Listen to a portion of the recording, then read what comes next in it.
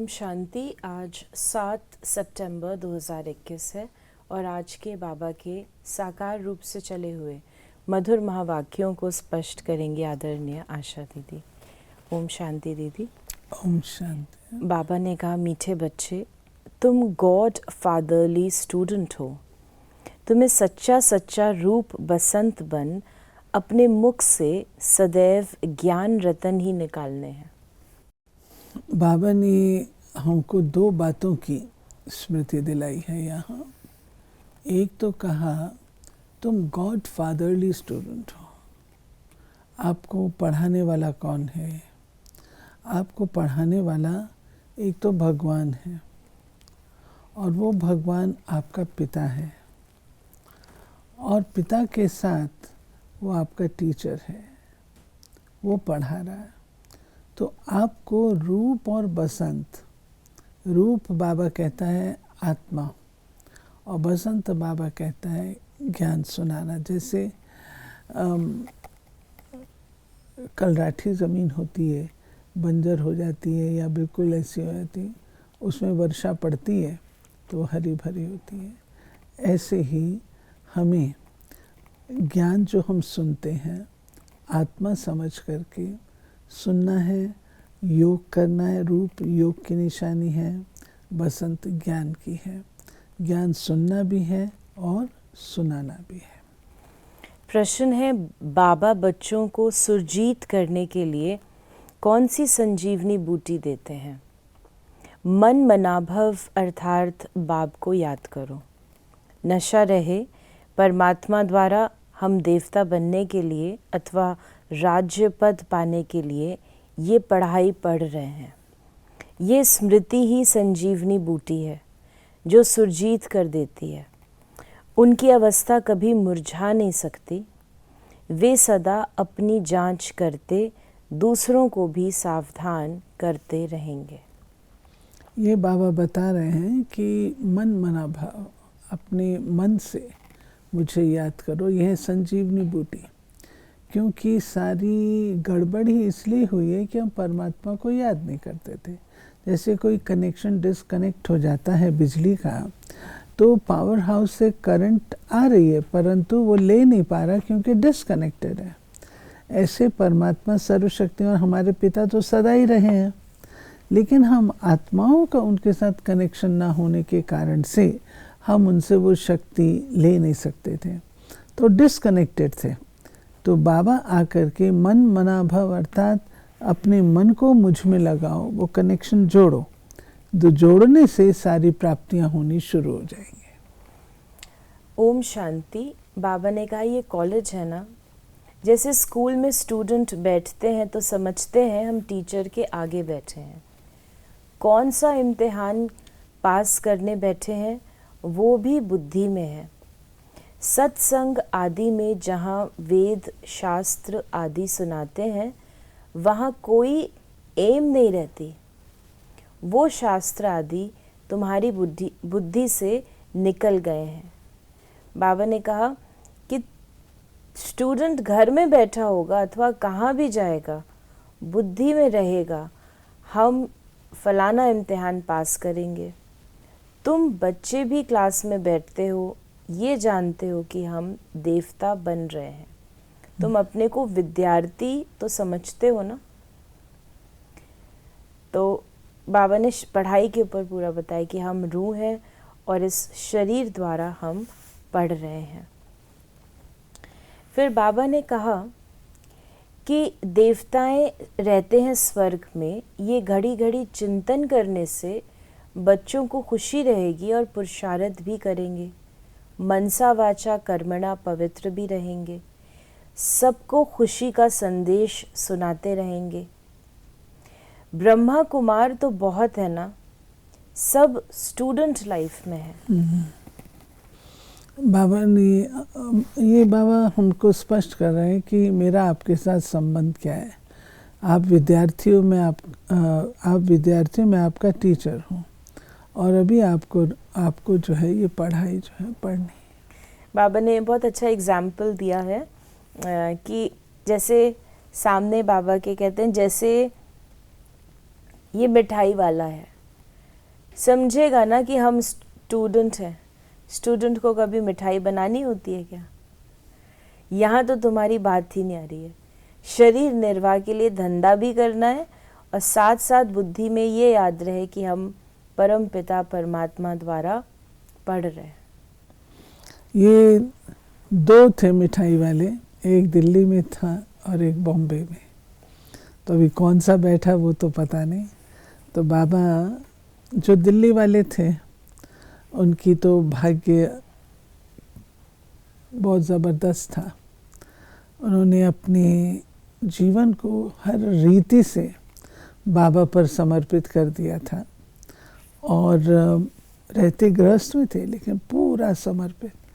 बाबा उनको वस्त्र भी मधुबन से भेजते थे, खर्चा भी मधुबन से भेजते थे, ऐसे समर्पित थे। और वे निमित्त बने आज जो दिल्ली में रजौरी गार्डन सेवा केंद्र आप देखते हैं, वो इतना बड़ा जो ज़मीन है वो उन्होंने बाबा को अर्पित किया। उनके साथ एक और साथी थे, पार्टनर। तो बाबा कहते हैं कि हमारी पढ़ाई न्यारी है। हमारी पढ़ाई में जैसे मिठाई वाला स्टूडेंट का मिसाल दिया, तो स्टूडेंट ये नहीं करता है, पर तो ईश्वरी जो स्टूडेंट है वो तो ये काम करता है। बाबा ने कहा कि अब तुम बच्चों को इन विकारों से ग्लानि आती है। काम, क्रोध आदि सब ग्लानि की चीज़ें हैं। सबसे ग्लानि की चीज़ है विकार। सन्यासियों में भी थोड़ा क्रोध रहता है क्योंकि जैसा अन्न वैसा मन गृहस्थियों के हाथ का ही खाते हैं। कोई अनाज नहीं खाते लेकिन पैसे तो लेते हैं ना। पतितों का उस पर प्रभाव तो रहता है ना। पतित का अन्न पतित ही बनाएगा। ये बाबा बहुत गहरी बात, मन को शुद्ध करने के निमित्त जो परहेज रखना है उसकी बता रहे हैं। बाबा कहते हैं कि जो आत्माएं बाबा को जानती नहीं, समझती नहीं, कोई परिवर्तन भी नहीं किया, सेवा भी नहीं ली, वो भी कई बार सहयोग देना चाहते हैं। उनका सहयोग हम बाबा की भंडारी में नहीं ले सकते हैं। लिटरेचर छपाना वो भी तो सेवाएं होती हैं। लिटरेचर छपाना, कंस्ट्रक्शन का काम होना, उसमें वो सहयोग जाता है। तो जब आपने कहा भंडारी से नहीं ले सकते, इसका मतलब क्या? जो भोजन का जो प्रयोग है उसमें नहीं होता, जिससे भोजन, जिससे पूरे यज्ञ की भोजन, पहरवाइश आदि ये सब चलता है, वो नहीं होगा। हाँ, वो नहीं, वो बाबा ध्यान रखाता है। और हम लोग भी ध्यान रखते हैं, दादियाँ ध्यान रखती थी। तो बाबा ने कहा कि पवित्रता के ऊपर तुम विशेष जोर देते हो, तुम्हारा ये प्रचार बढ़ता जाएगा।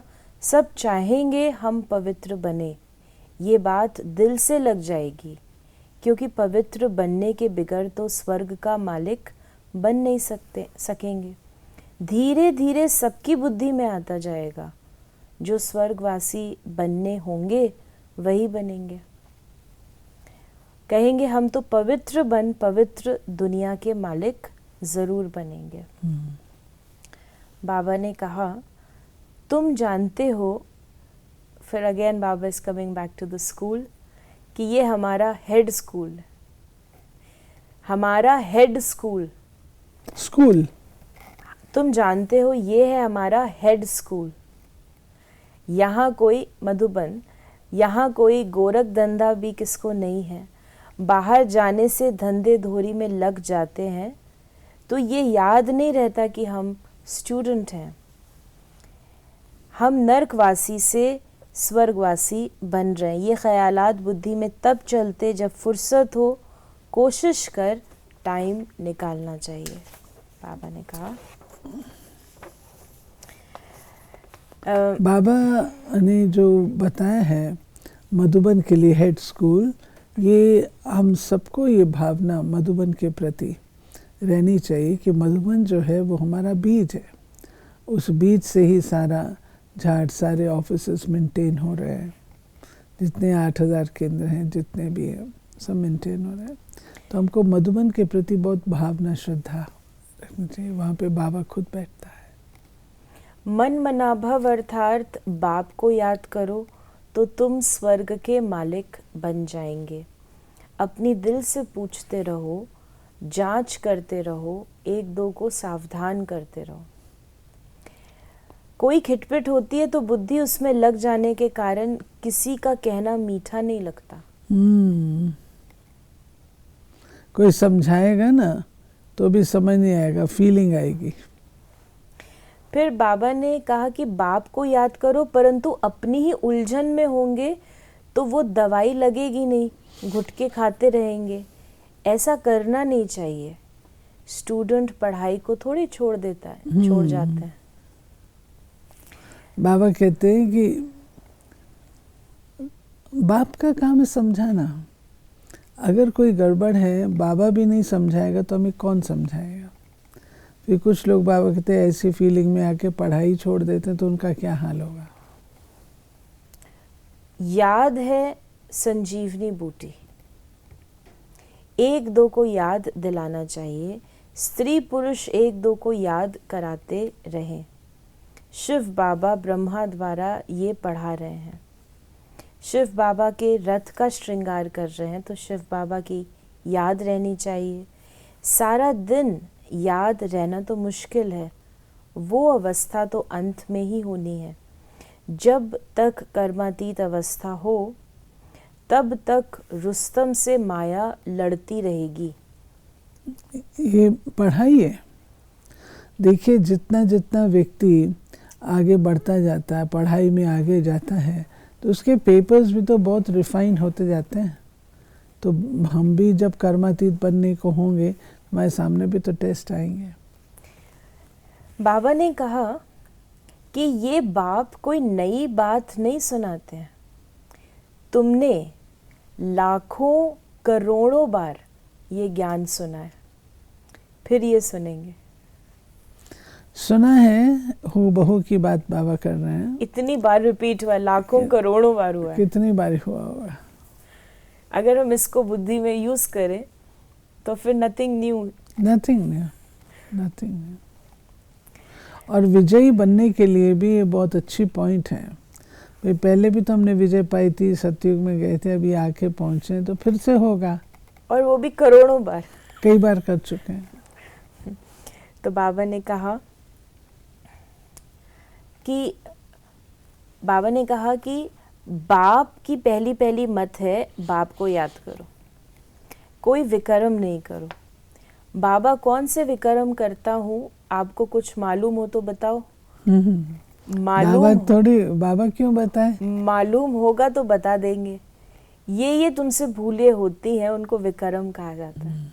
सबसे बड़ा विकर्म है विकार का, जास्ती झगड़ा उस पर चलता है। बच्चों को हिम्मत आनी चाहिए, विचार करना चाहिए। कुमारियों का झुंड होना चाहिए जो कहे कि हमको शादी करनी ही नहीं है। फिर बाबा ने कहा कि अब तुम पुरुषोत्तम बन रहे हो, सबको हक है बनने का। पुरुषोत्तम मास पर तुम कितनी सर्विस कर सकते हो, बड़ी धूमधाम मचानी चाहिए। ये पुरुषोत्तम युग ही उत्तम युग है, जबकि मनुष्य नरकवासी से स्वर्गवासी बनते हैं।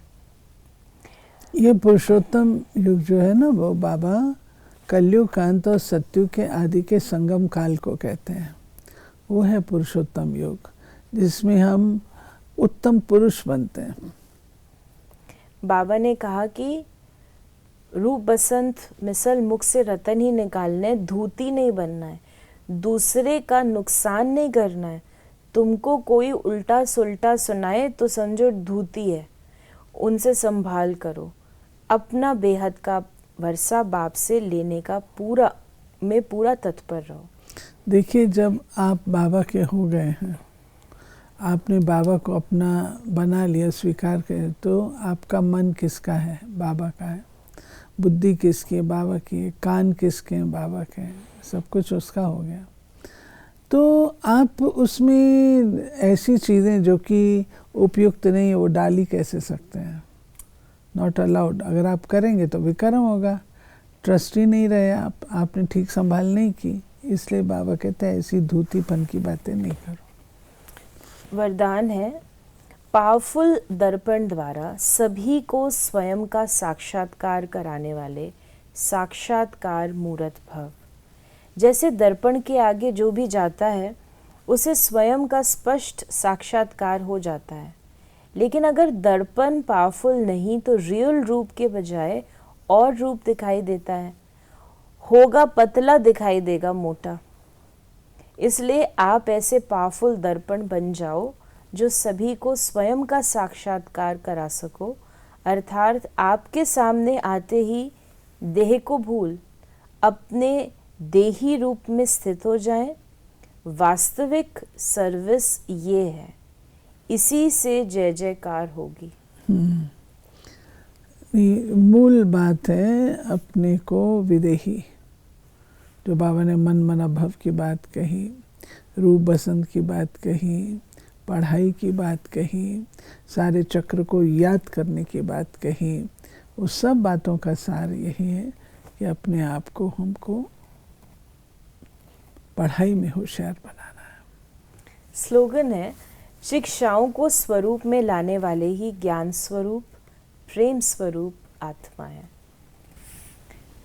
तो ये थे बाबा के आज के महावाक्यों का स्पष्टीकरण। यदि आपके मन में कोई सवाल है तो आप व्हाट्सएप करें या मैसेज करें 8826599309 पर, और हम आपके प्रश्नों का उत्तर प्रश्नोत्तरी कार्यक्रम में देने का प्रयास अवश्य करेंगे।